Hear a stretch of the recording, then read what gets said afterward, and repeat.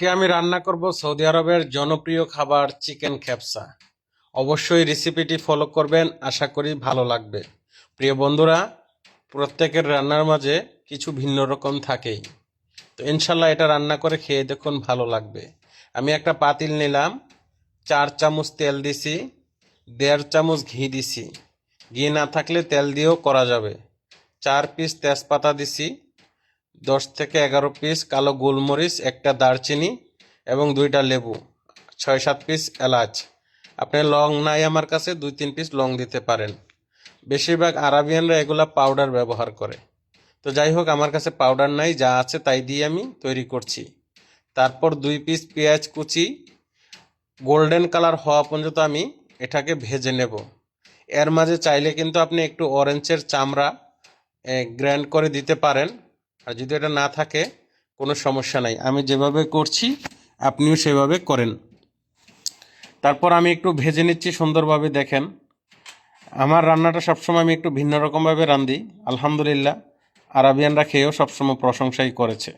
তো গাজরটা অনেকে পরে দেয়, আমি আগেই দিছি। তো গাজরটা দিয়ে দিলাম। গাজরটা দেওয়ার ফলে আমার কালারটা খুব সুন্দর হবে। যাই হোক, গাজরটা দেখেন হালকা সিদ্ধ হয়ে গেছে। এবার আমি এই গাজরের সাথে 2 পিস টমেটো পেস্ট করে রেখেছি চামড়াগুলো ফেলে, এই 2 পিস টমেটো দিয়ে দিলাম। সুন্দরভাবে কষিয়ে নিচ্ছি। তারপর আমি এখানে আপনার আদা রসুন একসাথে 1 চামচ দিয়ে হালকা একটু দিয়ে দিলাম। চাউলের পরিমাণ 1.25 কেজি, মুরগি দিয়েছি 1 কেজি।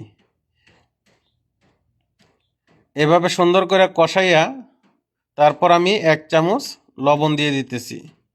আর চিকেন ম্যাগি কিউবস আমি একটা ব্যবহার করতেছি, এটা অপশনাল, না থাকলে না দিলেও চলবে। আর কালো যে 2টা দেখতেছেন এটা হচ্ছে লেবু, শুকনা লেবু।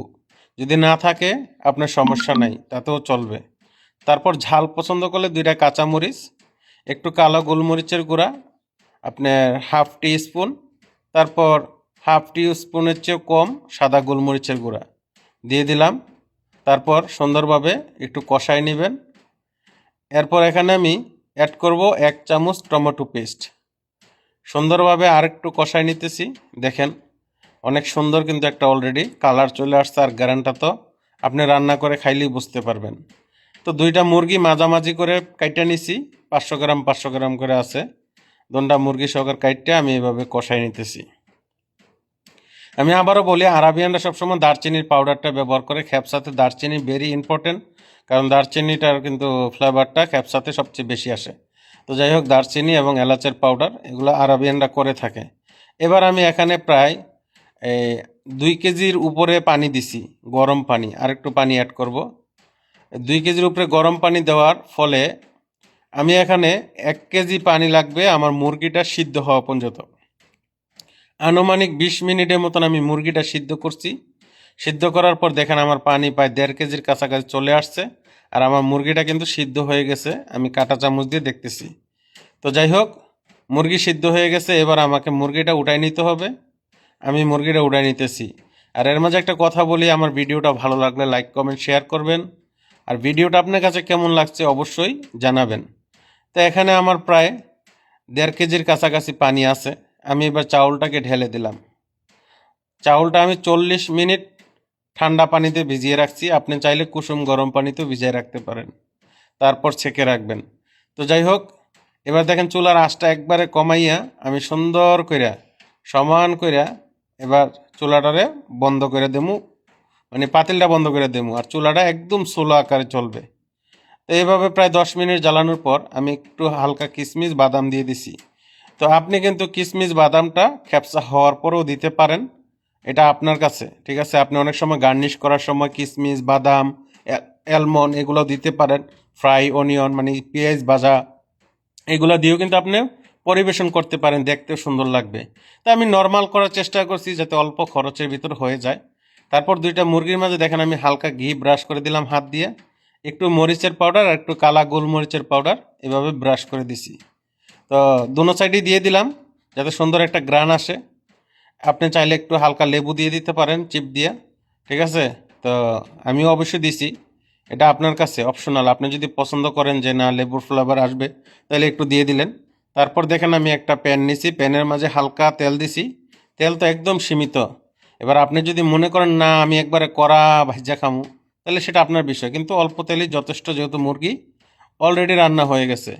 আর এদিকে আমি 10 মিনিট পর আবার চাউলটা একটা লাড়াদা দিলাম। ঠিক আছে, আমার চুলাটা অবশ্যই চুলা আছে। এবার ঢাকনা দিয়ে আমি 15 থেকে 20 মিনিট এভাবে রেখে দেবো চুলাটাকে। আর এদিকে আমার মুরগিটা দেখেন কত সুন্দর একটা কালার চলে আসছে উপরে দিয়ে। তো আমি দোনো সাইড এভাবে সিদ্ধ করে নিতেছি। সিদ্ধ বলতে মানে আমি একটু গ্রিল করে নিতেছি। আর ওইদিকে আমার খ্যাপসা কিন্তু হইতেছে, খ্যাপসা হইতেছে। তো খ্যাপসাটাকে আমার একবারে স্লো করে রাখতে হবে। এই জোরে আগুন বা মিডিয়াম আগুনও চলবে না, একদম স্লো। আগুনের কোয়ালিটি একদম স্লো থাকবে, অল্প তাপমাত্রায় আস্তে আস্তে খ্যাপসাটা হবে। প্রায় আরও 20 মিনিট আমি এভাবে খ্যাপসাটা রাখছি। দেখেন কত সুন্দর একটা খ্যাপসা হয়েছে, একটা খ্যাপসার লগে একটা লাগে নাই। আর প্রিয় বন্ধুরা, আমি খ্যাপসার স্বাদের কথা কি বলবো, আলহামদুলিল্লাহ অনেক স্বাদ হয়েছে। আপনি রান্না করে খেয়ে তারপর বলবেন, ঠিক আছে? বলে কারণ ভাই খ্যাপসাটা খারাপ হয়েছে। হ্যাঁ, আপনার রান্না একটু ভিন্ন রকম হতে পারে, আপনার রান্নার প্রতি আমার সম্মান আছে, কিন্তু আপনি এইভাবে খ্যাপসাটা রান্না করে খেয়ে দেখতে পারেন। আশা করি অবশ্যই ভালো লাগবে। আর ভালো লেগে থাকলে অবশ্যই লাইক কমেন্ট শেয়ার কিন্তু জরুরি করবেন। কি বলেন, করবেন তো? সম্পূর্ণ ভিডিওটি কে কে দেখছেন অবশ্যই কমেন্টে জানাবেন।